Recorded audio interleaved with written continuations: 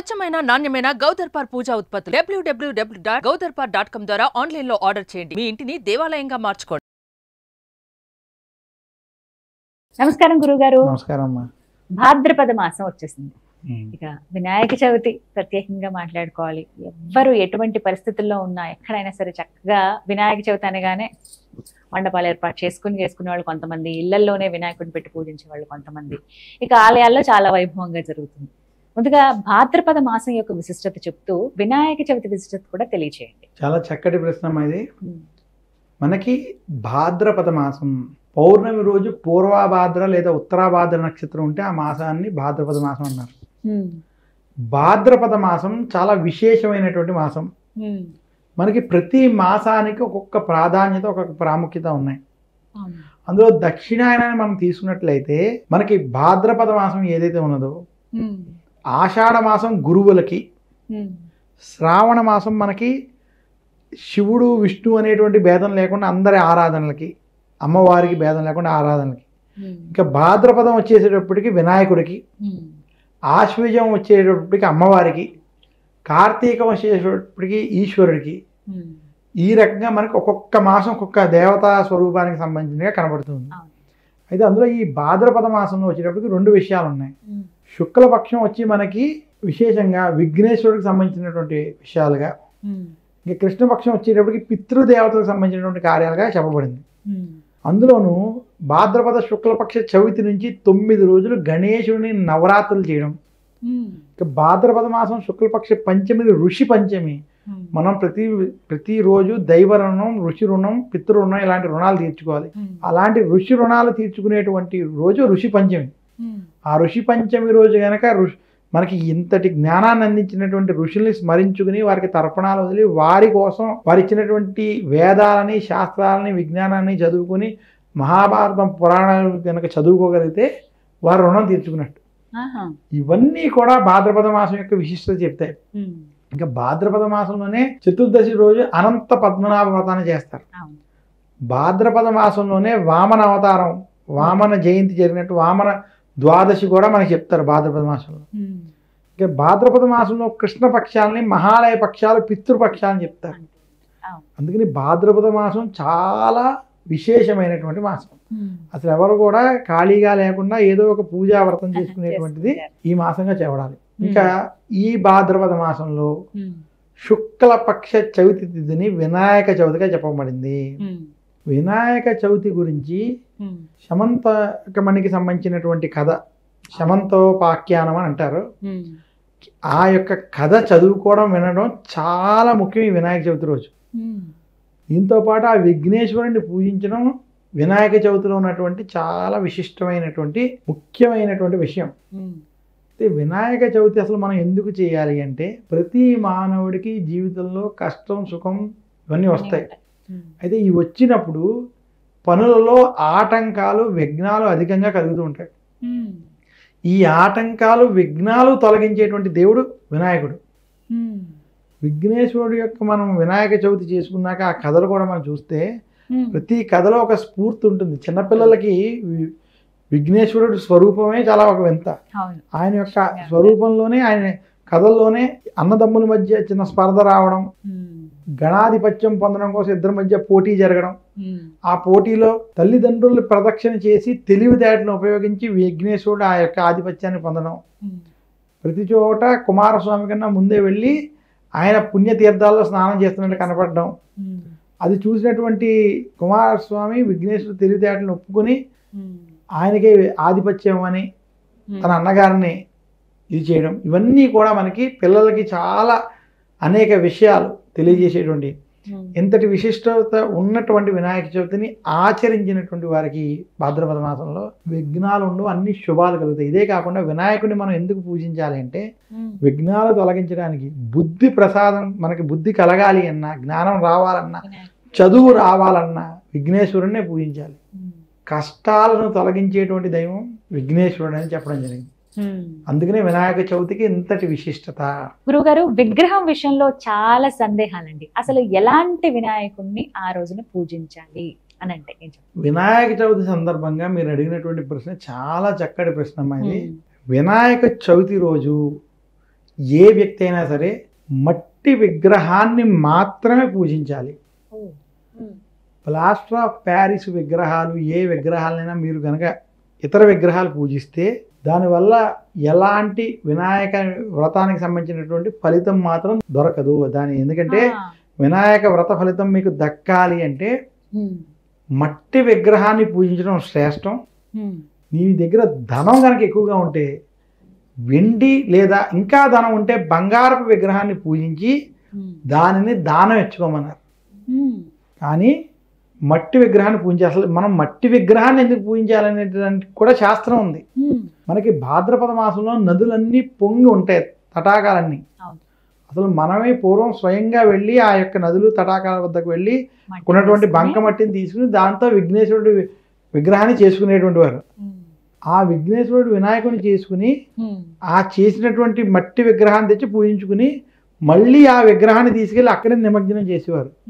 ఎందుకంటే అప్పుడు నిండుగా ఉన్నటువంటిది ఈ మట్టి తీయడం వల్ల కొంత ఇంకొంచెం నీళ్లు ఇదవడానికి లేదా నీళ్లు ఇంకడానికి భూమిలోకి వెళ్ళడానికి ఉపయోగపడే, మళ్ళీ పూజ చేసి తీసుకొచ్చి అక్కడ కలిపిన తర్వాత మళ్ళీ ఆ మట్టి యథాస్థానంలోకి వెళ్ళేది. దానివల్ల ఎక్కడ ఏమి సాయిల్ ఎరోషన్ కానీ లేదా వేరే ఏమేమి కానీ ఉండేవి కాదు యథార్థంగా. ఇంకొకటి ఏమిటంటే ఇందులో ఉన్నటువంటి విధానం ఏమిటంటే మానవుడి శరీరం కూడా ఏ మట్టిలోంచి ఎలా వచ్చిందో అతను ఆ శరీరాన్ని తెచ్చుకుని అక్కడ భక్తితో దైవాన్ని కొలుచుకుంటూ భక్తి మార్గంతో వెళ్ళి తిరిగి మళ్ళీ ఈ శరీరాన్ని వెళ్ళి మట్టిలో కలవాలి అనేటువంటి విషయం కూడా అలా ఆచరించేటువంటి వారికి అర్థమయ్యేది, ఆ రకంగా ఉండేది. కానీ నేటి ఆధునిక సమాజంలో ఆ పరిస్థితి ఈరోజు ఎంతో మందికి అర్థమయ్యేటువంటి స్థితి లేదని మాత్రం మనం గమనించాలి. ఈ రకంగా విఘ్నేశ్వరుని మట్టి విగ్రహాన్ని తెచ్చుకుని చేసుకోవడం ఒక విధానం. అలా మనం తెచ్చుకోలేనప్పుడు ఎక్కడైతే రంగులు వంటివి వెయ్యని మట్టి విగ్రహాలు ఉంటాయో అలాంటి మట్టి విగ్రహాల్ని కొని తెచ్చుకుని ఆ విగ్రహానికి భక్తి శ్రద్ధలతో పూజ చేస్తే అది వినాయక చవితి. అలాంటి విగ్రహాలు పూజించాలి తప్ప ఈ మట్టి విగ్రహంలో ఉన్నటువంటి మూలం అది. అలాగే ఎంత ఎత్తులో ఉన్న గణపతిని పూజించాలి? ఎందుకంటే ఇప్పుడు చూస్తున్నామండి, ఒక్క అడుగు దగ్గర నుంచి చూస్తే గనక 60 అడుగులు, కొన్ని చోట్ల అయితే 100 అడుగుల దాకా. వినాయకుని యొక్క విగ్రహం ఏదైతే ఉందో ఎవరైతే ఇంటిలో పూజ చేసుకుంటున్నారో అటువంటి వారికి నేను స్పష్టంగా చెప్పేది, మీ అరచేతిని మించకుండా ఉండేటువంటి విగ్రహాన్ని మాత్రమే, మట్టి విగ్రహాన్ని మాత్రమే కొని తెచ్చి పూజ చేసుకునే, దానికి రంగులు కానీ ఏం లేకుండా, ఏదో కళ్ళు కొంచెం బొట్టు అంతవరకు నేను పర్వాలేదు కానీ అసలు రంగులు వాడనటువంటిది స్వచ్ఛమైన మట్టి విగ్రహాన్ని తెచ్చి ఇంట్లో పెట్టుకుని అరచేతిని మించకుండా పూజించుకోవడం శ్రేష్టం.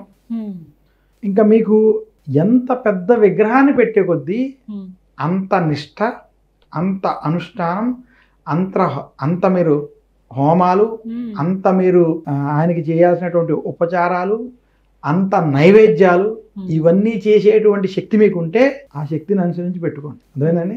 మీరు ఎంత విగ్రహం పెడితే దానికి అంత అనుష్ఠానం చేయాలి. అందువల్ల ఇంటిలో విశేషంగా విఘ్నేశ్వరుని పూజ చేసుకునేటువంటి వారు అది దృష్టిలో పెట్టుకుని ఆ అనుష్ఠానాన్ని అవన్నీ దృష్టిలో పెట్టుకుని మీ అరచేతికి మించకుండా ఉండేటువంటి విగ్రహాన్ని తెచ్చుకుని ఆ విగ్రహాన్ని జాగ్రత్తగా మీరు తూర్పు, ఉత్తరం, ఈశాన్య భాగంలో పెట్టుకుని పీఠాది వేసిన స్థాపన చేసి పాలవెల్లి వంటివి కట్టి చాలా విధిగా మీరు విఘ్నేశ్వరుని పూజించుకుని భక్తి శ్రద్ధలతో విఘ్నేశ్వరుని పూజించుకోవాలి తప్ప గొప్పల కోసం చేసేటువంటి పూజ కాదు.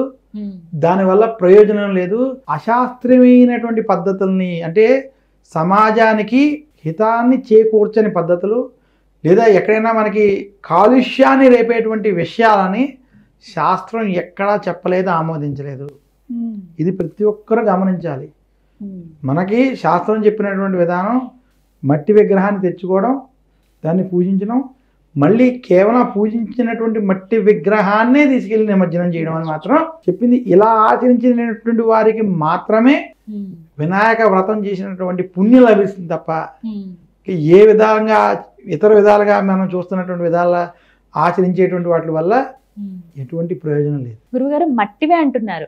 మట్టి విగ్రహాలు పెట్టినా కొంతమంది వాటిపైన కొన్ని రంగులు అవి వేస్తూ ఉంటారు. అలా ఏ రంగు గణపతిని పూజిస్తే మంచిదండి? మళ్ళీ ఒక్కసారి మనం మాట్లాడుకుంటే రంగులతో ఉన్నటువంటి విగ్రహాలని మనం వాడకుండా ఉండడం మంచిది. మట్టితో చేసినటువంటి విగ్రహాన్ని పూజించడం. ఇంకా మీకు ఆ విగ్రహానికి ఈ మధ్య కొంత కంటికి ఏదో లేదా ఒక తిలకం వంటివి పెట్టడం అంతవరకు ఇబ్బంది లేదు. కానీ ఇటువంటి న్యాచురల్ కలర్స్ అని ఇప్పుడు ఏదైనా ఈ రంగులకి ప్లాస్టర్ ఆఫ్ ప్యారిస్ కి దూరంగా ఉండాలన్నది ముఖ్యం. ఏ రంగు గణపతిని పూజించాలి, ఇవి ఏమి గణపతికి రంగు ఇవన్నీ ఏమి ఉండవు. అయితే విఘ్నేశ్వరుని ఆరాధించేటప్పుడు భక్తి శ్రద్ధలు ముఖ్యం.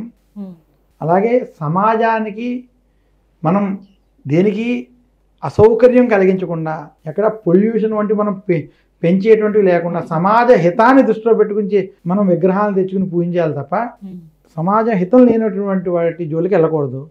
అందులోనూ మనకి ఎత్ర స్వచ్ఛ తత్ర లక్ష్మి అన్నారు. స్వచ్ఛతతో కూడినటువంటి పూజలనే మనం ఆమోదించాలి. అసలు ఒక అనుష్ఠానం చేసినా, ఒక వ్రతం చేసినా, ఏం చేసినా మనం ఇల్లంతా శుభ్రం చేసుకోవడం, ఆ శుభ్రంతో అయిన తర్వాత ఆ రోజు తలస్నానం వంటివి చేసి కొత్త బట్టలు కట్టుకుని పట్టు వస్త్రాలు కట్టుకుని చాలా శుభ్రంగా వ్రతాన్ని చేస్తాం.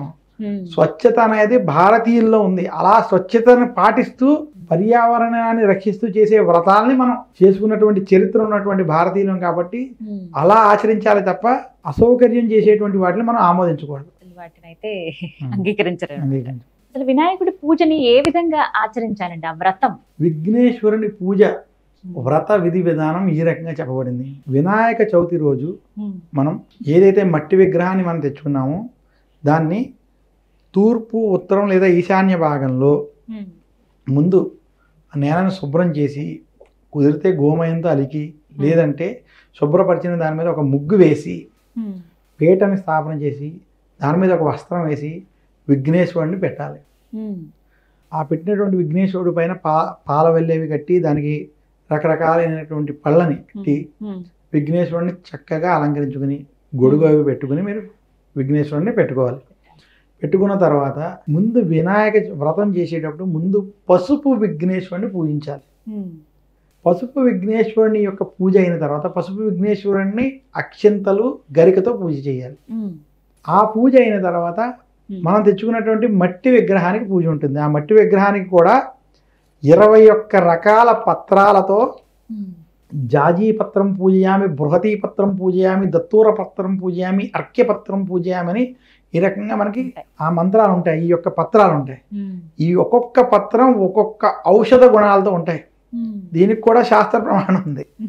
మనకి చుట్టుపక్కల ఉండేటువంటి ఔషధాలు ఏ ఉన్నాయి, ఈ 21 ఔషధాలు ఏమిటి, ఈ ఔషధ గుణాలు ఉన్నటువంటి ఈ ఆకులు ఇంట్లోకి రావడం వల్ల, ఎందుకంటే భాద్రపద మాసం క్రిమి కీటకాలన్నీ పెరిగి ఉండేటువంటి మాసం, ఆ సమయంలో గుమ్మానికి పసుపు అవి రాసి ఇంటిలో విశేషంగా వినాయక వ్రతం చేసేటప్పుడు కనుక ఈ పత్రాలు అవి ఉంటే ఆ పత్రంలోంచి వచ్చేటువంటి ఆ పత్రాల ద్వారా వచ్చేటువంటి వాసన ద్వారా దీని ద్వారా అవి ఇంట్లో ఉండడం చేత ఎలాంటి క్రిమి కీటకాలు ఉండవని మన పూర్వీకులు పెద్దలు చెప్పినటువంటి విషయాలు.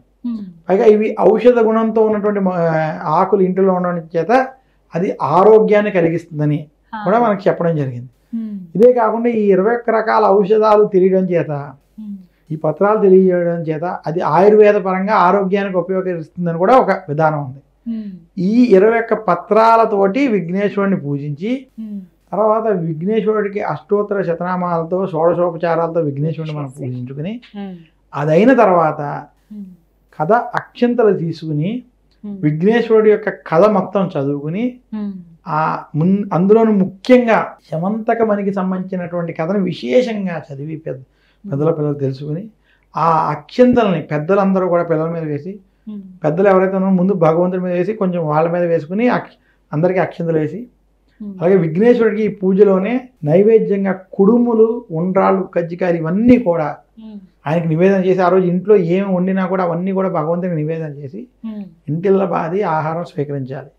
ఆ రోజు అందరూ కొత్త బట్టలు కట్టుకోవాలి, పట్టు వస్త్రాలు వంటివి కట్టుకోవడం చాలా శుభప్రదం. ఈ రకంగా విఘ్నేశ్వరుడి పూజ మనం చేసుకోవాలి. గురువుగారు, వినాయక వ్రతం ఇంట్లో అయితే చాలా నియమనిష్టలతో ఆచరిస్తాం, బయట కూడా అంతే. అందరూ ఆఫీసుల్లో కావచ్చు, వ్యాపార స్థలాల్లో, అలాగే బయట చాలా వరకు వీధికి ఒక గణపతి అని చెప్పి అలా రకరకాలుగా అపార్ట్మెంట్స్ లా పూజ చేస్తుంటారు. కానీ చాలా గ్రాండ్ గా సెలబ్రేట్ చేస్తుంటారు కొంతమంది. ఆ వారం రోజుల్లో 11 రోజులు 5, 7 ఇలా గాన భజన ఇవన్నీ ఏర్పాటు చేయటం అంటే ఇంత ఈ విధంగానే చెయ్యాలి అనేమన్నా రూల్ ఉందా అండి? చూడండి, ఇది నేటి ఆధునిక సమాజంలో అనేక పోకడలు వచ్చేసాయి. మనం అయితే విఘ్నేశ్వరుడికి నవరాత్రులు చేయడం, విఘ్నేశ్వరుణ్ణి మనం అనేక చోట్ల పెట్టడం దోషం కాదు, తప్పు కాదు. అయితే విఘ్నేశ్వరుడిని నవరాత్రుల పేరుతో మాకు ఎంత డబ్బులు ఇమ్మని అడగడం, ఇవ్వకపోతే కుదరడం తర్వాత, ఎందుకంటే ఎవరైనా మనస్ఫూర్తిగా ఇవ్వాలనేటువంటిది దృష్టిలో పెట్టుకోవాలి ఒకటి. రెండోది, విఘ్నేశ్వరుని మండపాలు ఏదైతే చేస్తున్నారో అవకాశం ఉంటే ఆ విఘ్నేశ్వరుడికి సంబంధించినటువంటి దేవతలకు సంబంధించినటువంటి పాటలు స్వయంగా పాడగలడం లేదా వేద మంత్రాలు పెట్టగలడం అంతవరకు చేయడం వరకు తప్పు లేదు. కానీ అది కూడా ఇతరులకి ఇబ్బంది లేకుండా చూసుకోవాలి.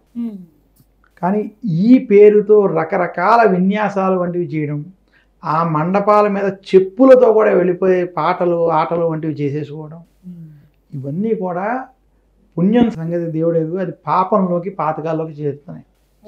ఈ మధ్యకాలంలో అనేక ఛానల్లో కూడా వినాయక మండపం పేరుతోటి చెప్పులు షూలు వేసుకుని కూడా దాని మీద చాలా ఒక గౌరవం అనేటువంటిది, భక్తి భావన లేకుండా చేసేటువంటివి కూడా మనం చూస్తున్నాం. ఇలాంటివన్నిటినీ సమాజం ఖండించాలని మాత్రం నేను కోరుకుంటూ, ఇలాంటివి ఆచరించకుండా వినాయకుడిని మీరు మండపం పెట్టినప్పుడు చాలా భక్తి శ్రద్ధలతో ఆ మండపంలో మీరు ఎలాంటి సౌండ్ బాక్స్లు ఏం పెట్టుకున్నా అది పక్కవారికి ఇబ్బంది కలగకుండా చేసుకోవడానికి ప్రయత్నం చేయాలి. అది దృష్టిలో పెట్టుకుని అలా మీరు విఘ్నేశ్వరుడి పూజ మీరు పద్ధతిగా చేసుకుంటే అటువంటివి కొంత ఆమోదింపబడ్డాయి తప్ప అవతల వాడిని ఇబ్బంది పెట్టేటువంటివి లేదా చెడు అంటే మనకి సినిమా పాటలు లేదా తప్పుడు పాటలతోటి చేసేటువంటిది దీన్ని శాస్త్రం ఆమోదించలేదు. ఒక మీరు అలాంటి వినాయక మండపంలో విఘ్నేశ్వరుడికి సంబంధించినటువంటి స్తోత్రాలు లేదా ఈశ్వరుడికి సంబంధించినటువంటి స్తోత్రాలు, విష్ణు సహస్రనామం, భగవద్గీత వంటి స్తోత్రాల వరకు మీరు చేసుకోవడం వల్ల దాంట్లో ఎలాంటి దోషం లేదు, అది శుభం. ఇక నిమజ్జనం గురించి కూడా ఖచ్చితంగా మాట్లాడుకోవాలి గురుగారు. అసలు ఎలా నిమజ్జనం చేయాలి స్వామి, ఏ రోజున మంచిది? అంటే చాలా మంది మొదటి రోజు పూజ అవ్వగానే వ్రతం అవ్వగానే ఆ రోజునే కదిపేస్తారు. 3వ రోజు, 5వ రోజు, 7, 11 ఇలా ఏ రోజున స్వామిని నిమజ్జనం చేయాలి? నిమజ్జనం చేసేటప్పుడు ఖచ్చితంగా ఈ విధంగానే చేయాలంటే ఏమైనా నియమం ఉంది? చాలా చక్కటి ప్రశ్న అమ్మా ఇది. విఘ్నేశ్వరుని నిమజ్జనం చేయడానికి కొన్ని విధి విధానాలు ఉన్నాయి. మనం వినాయక చవితి వినాయక వ్రతం ఆచరించాక విఘ్నేశ్వరుణ్ణి కనీసం 3 రోజులు ఇంట్లో మనం పూజ చేసుకోవడం చాలా ఉత్తమం. చాలామందికి 9 రోజులు చేసుకోలేనటువంటి స్థితి కలిగినప్పుడు 3 రోజులు, అందులో ఉదయం సాయంత్రం పూజించుకుంటూ చేసుకోవడం చాలా మంచిది. విఘ్నేశ్వరుడిని నిమజ్జనం చేసేటప్పుడు 1, 3, 5, 7, 9, 11, 12, 21 ఈ రకంగా చెప్పడం జరిగేది. అలా మీ యొక్క పరిస్థితిని బట్టి మీ యొక్క స్థితిని బట్టి ఆ రకంగా నిమజ్జనం చేసుకోవాలి. అయితే వీటిలో కూడా ఏ రోజైనా మంగళవారం, శుక్రవారం వస్తే ఆ రోజులు వద్దని కూడా కొంతమంది పెద్దలు తెలియజేశారు. ఆ రోజులు లేకుండా మిగతా రోజులు ఉండేట్టుగా చూసుకుంటాం కూడా కొన్ని ప్రాంతాల్లో సాంప్రదాయంగా ఉంది. విఘ్నేశ్వరుని నిమజ్జనం ఎలా చేయాలంటే, సముద్రం ఉంటే సముద్రం ఉన్న చోట, తటాకాలు లేదంటే మనకు ఉన్నటువంటి నదుల వద్ద చేసుకోవాలి. కానీ నిమజ్జనం చేయడం అంటే మట్టి విగ్రహాలు అయితేనే దాన్ని నిమజ్జనం చేయాలి తప్ప ప్లాస్టర్ ఆఫ్ ప్యారిస్ అసలు అది పూజకి పనికిరాదు, అది నిమజ్జనానికి అసలు పనికిరాదు. ఇంకొకటి, చాలా ప్రాంతాలు ఇప్పుడు కర్ణాటక కానీ అనేక రాయలసీమ కొన్ని ప్రాంతాల్లో ఇలా సముద్రం కానీ నదులు కానీ లేనటువంటి వాళ్ళు ఉంటారు. అటువంటి వారు కొత్త బిందె కానీ లేదా కొత్త ఒక బకెట్ కానీ వాడినటువంటి అవి తెచ్చుకొని అందులో నీళ్ళని నింపుకొని, అందులో కూడా స్వచ్ఛమైన నీళ్ళని కొంచెం నింపుకొని ఈ మట్టి విగ్రహాన్ని, ఎందుకంటే ఇందులో పత్రి లాంటివి కూడా మీరు నదుల్లో చాలామంది పత్రి పువ్వులు కూడా తీసుకెళ్ళి పడేయడం, ఇదంతా కూడా పుణ్యం సరగ దేవుడు ఎరుగు, ఇది పాపం పాతకాల్లోకి వస్తాయి. ఈ పత్రిని అంతా కూడా మీరు చెట్ల వద్ద కానీ లేదా ఒక గొయ్యి తీసి అందులో పెట్టడం ఎలాంటివి చేసుకోవాలి తప్ప పత్రిని నీటిలో కలపకూడదు. కేవలం మట్టి విగ్రహాన్ని మాత్రమే నిమజ్జనం చేయమని చెప్పింది శాస్త్రం.